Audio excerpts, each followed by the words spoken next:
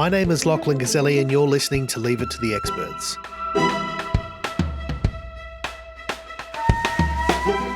This is From The Wire, spoken versions of selected articles from 360 Info's special reports. Today, I'm reading Our Online World is Getting Angrier. Is it by circumstance or design? By Sebastian Svegaard from Queensland University of Technology. Part of our special report on anger.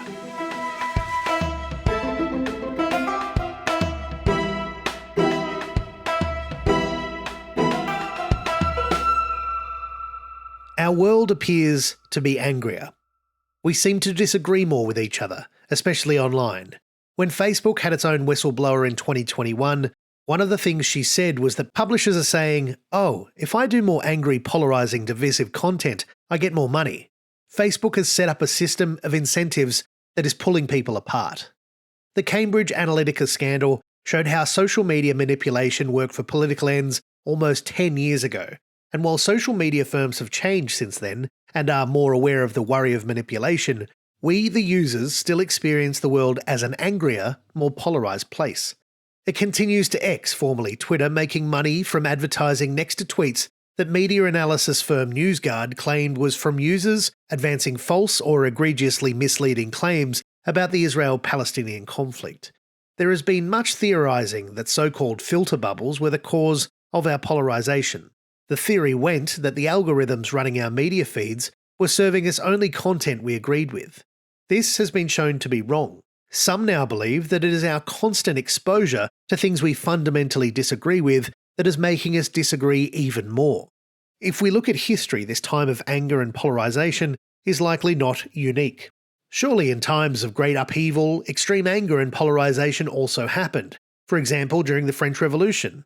However, what is certainly new is our level of exposure to polarising opinions and events. And this exposure happens in large parts on social media, where we spend so much of our time and increasingly get our news. On TikTok, #WarTalk is full of images from wars in Palestine and Ukraine. Competing accounts supporting either side in any conflict can draw in a lot of money.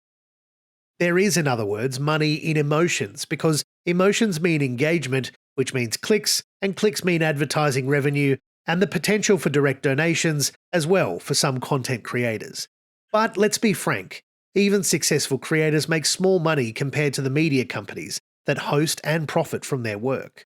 Emotions in humans are powerful and difficult to explain. On one hand, everyone has emotions and we understand them on some level, but they are deeply personal and hard to quantify. Research in emotions falls within vastly different categories, from the psychological and medical to the sociological and language-based, and often overlap.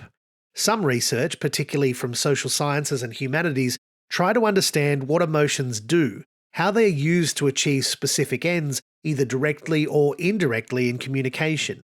It is increasingly vital to understand emotions as part of communication in a world where so much information comes through multimedia, primarily video formats, because emotions can be accessed in any layer of information. There is something about video and image that makes us respond differently to written content. Perhaps it's the way visuals grasp us in an instant, or perhaps the several layers of information we need to process.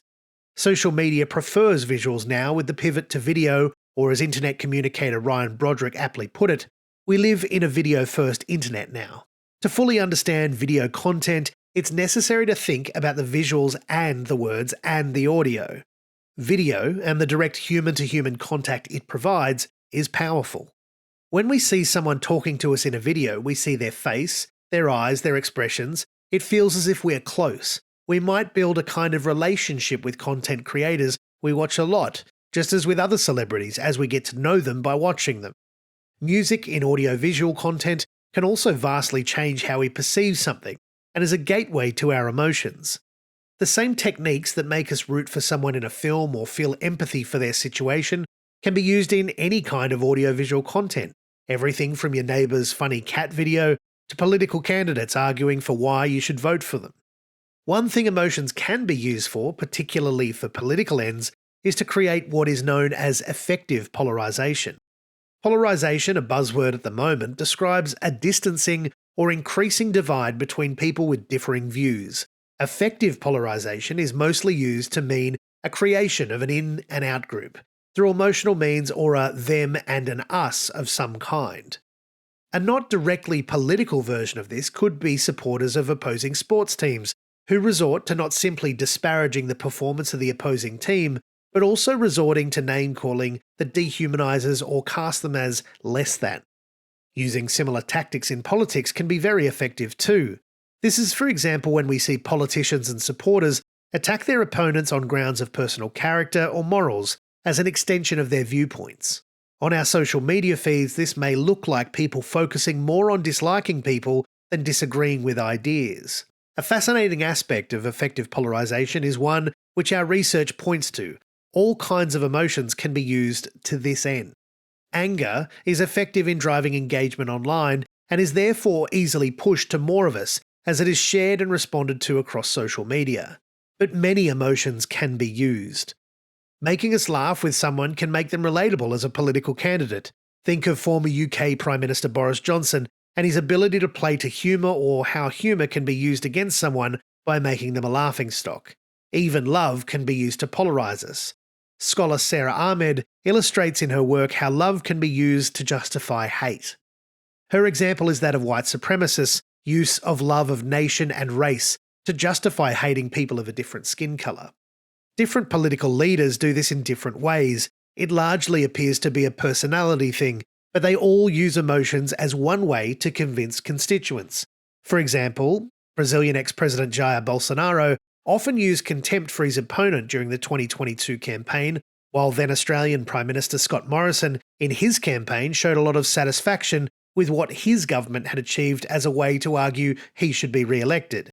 But even positive emotions are, in some way, meant to inspire something like anger or at least distancing from others, sometimes legitimately so.